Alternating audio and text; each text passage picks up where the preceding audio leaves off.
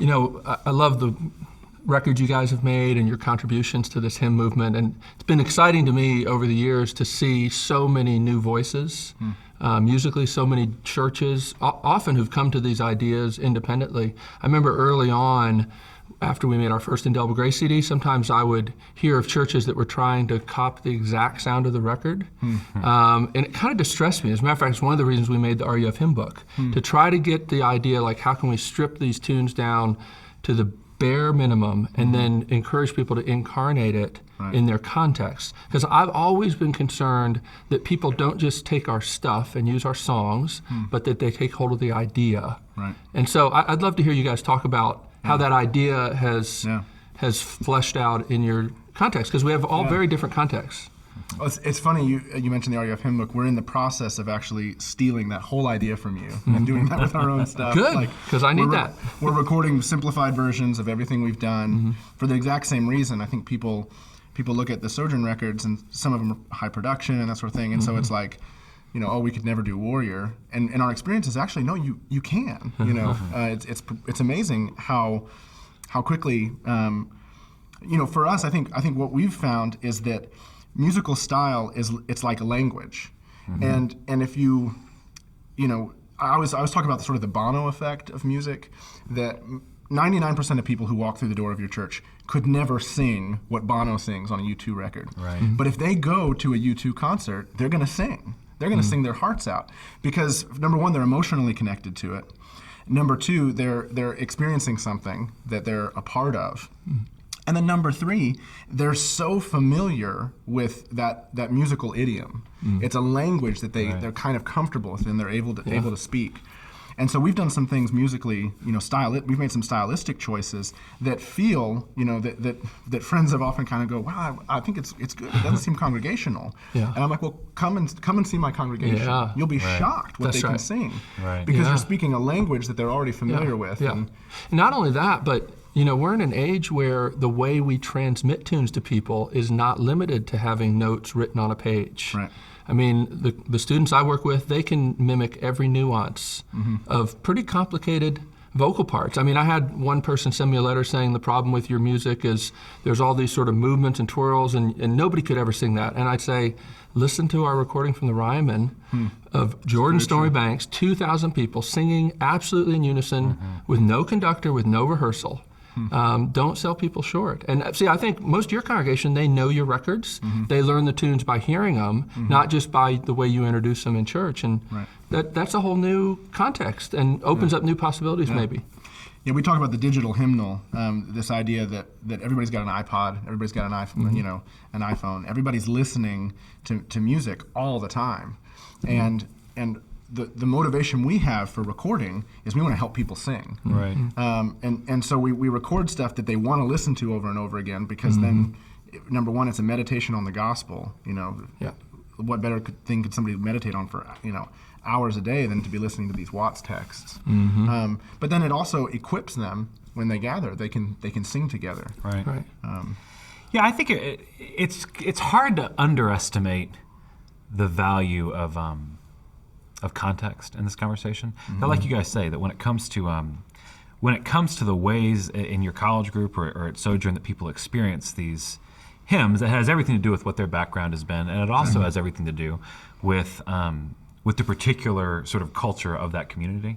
So maybe just to give a totally different perspective on it, I work at a church in Virginia that is not a particularly young congregation. It's not like it's not an urban kind of cosmopolitan congregation. It's a congregation of a lot of people that became Christians in the 70s and 80s. It's a congregation that was really planted in the middle of that sort of the lay revival sort of vineyard worship style. And then into that, we now have this sort of complexity. We have people in their 60s and 70s, and we have people in their 40s and 50s, and now we have a lot of college students because we're in a college town. And finding a language for us to all get behind, there's a real sense where we've had plenty of resistance at our church, where when maybe there's a new hymn tune introduced, and it feels like, oh gosh, we have this sort of Chinese contingent over here that's having a hard time with it. The older folks that love the old tune to "Oh Love That Won't Let Me Go" or something Yeah, right. are struggling, and it's meant that we've just had to use a lot of wisdom and have a lot of conversations with one another. Where sometimes it might be that we say, well, we have this new really great tune to the song. Yeah. But then we have this version of the hymnal, and so we are, for the sake of us all getting around it, we're going to choose this older tune in this situation. Yeah. But sort of, it's made us ask really good questions about who are our people, what are they all bringing to this table, and how can we make something that we can all get around together. And sometimes that's sort of the joy and exhilaration of making something new, and sometimes that's really, I think, the sort of the comfort of coming around something very familiar and rediscovering it. Yeah.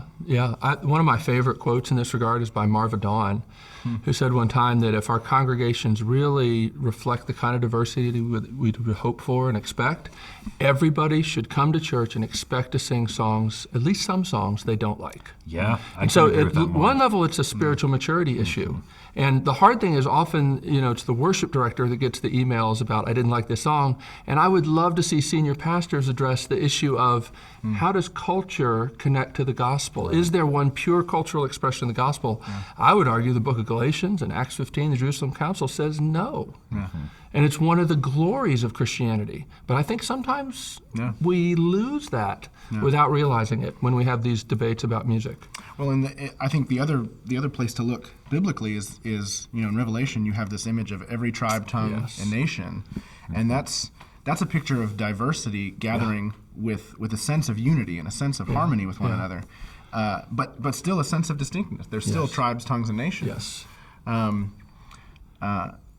I think the way it works out, exactly like you said, like the reality is if I took what we did on a Sojourn Sunday and we came to your church, it would be a disaster, and not because your people, aren't good people, but because you're introducing something that's so foreign. And in a way, you're sort of being confrontational. Yeah, and at the risk of being a little controversial, one of the things that worries me sometimes because of Bifrost Arts, I do more traveling than I would otherwise probably. So I worship at my own church 3 weeks a month, and then about once a month I end up being somewhere else. And sometimes as I'm visiting a lot of these newer these new church plants that are in the middle of big cities and everything, you go and you visit a church in Berkeley, and then you go and you visit a church in Hartford, and then you go and you visit a church in Chicago, and the music at those churches is exactly the same, being delivered by people dressed exactly the same way in all those different places. And they're all talking about context and that they're doing this contextually. And yet I look at the pastoral staff and I look at the worship leader and it's like, wow, everybody has a flannel shirt from the same store that's buttoned down to the third button. And I see sort of a uniform here. And it can start to actually feel like, I'm not sure that's being faithful to context as much as it is, sort of bringing a totally preconceived notion of what spirit-filled worship looks like. And one of the things that my pastor in Virginia and I talk about a lot, a way that we try to temper our own sort of ministry, or trying to temper sometimes I think the hubris of youth, and having these big visions and stuff, is that you can do a lot of violence to your congregation, actually showing up and saying, I have a vision for what our worship should be like, and let me tell you exactly what it is. And I think young people are especially guilty of wanting the worship, being so concerned that the worship be fresh or that it be progressive or something. And I cannot tell you the amount of conversations that I have with guys who are in their 20s, early 30s, and they say, well, my church is kind of in the Greenwich Village of Birmingham. Or people being like, it's always the Greenwich Village of somewhere. My church is in the really urban, cool, hip part of Montgomery, like that sort of a thing. And you say, let's talk about who's actually in your congregation, and are we actually dealing with what's in the room? If there's somebody from Montgomery in the room, I don't mean. But on the other hand, I think it's really important to sing songs that have a particularness about them, right? Because we exist in a particular culture, but also in our songs that we sing and in everything in our worship to demonstrate that we're part of something that's bigger.